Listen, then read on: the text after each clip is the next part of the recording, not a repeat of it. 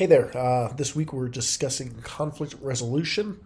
I think conflict is something that occurs in almost every workplace, so of course I have experience with conflict. In my last position I was in, which was it's called the IOC of Excel Energy, we had a person who I worked with who just was not a great worker in my perspective or from my opinion. We had early shifts, working at like 5:30 a.m. to 5:30 p.m., 12-hour shifts. So, long days, some long hours. And this certain person would take naps on the job when between, especially early in the morning. She would like literally just fall asleep at her desk and cause some conflict because that meant that I was there to pick up the work she was not doing from her sleeping. So I think one of the biggest things that I did at first was I just avoided the situation and tried to avoid the conflict, which ended up, just kind of making it build up on me instead of just letting me go to someone and releasing it or discussing it with her.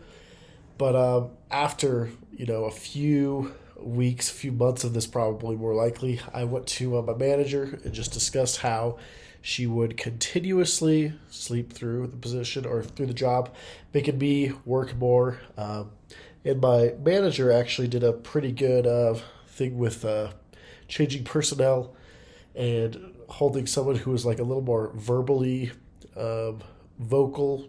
Just, I guess is a better term. Yeah, someone who was more vocal, who would call her out on this stuff, work with her, and it made the whole process better. They started working better with her, and then I was working with someone who I got along with better. So it was a good job by the manager to resolve that conflict that we had there. I think one of the things that is best for me with normal conflict management styles, I would say, is compromising. Coming together with someone and just being like, hey, we're trying to figure out how to come together and make something work, even if it's not perfect for both of us, if we can find a middle ground and make it agree. And I think that's a little different nowadays because I think most people actually don't do a good job of compromising in modern day America. And I think if we had more people who are willing to compromise, then we'd be good. And, I think companies would and teams would succeed a lot more. I think another style that like I mentioned in the story, was avoiding that I did. I think avoiding is not an effective way because, it allows one side or one party just to build up the anger or build up frustration from, someone doing something. So you need to communicate with that person in some way with conflict. So it's not just build up and you're expressing yourself, but it is a hard thing, I think, just to put out there for it.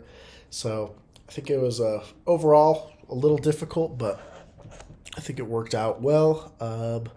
That's really what I have on conflict resolution this week. Hopefully you enjoy the video.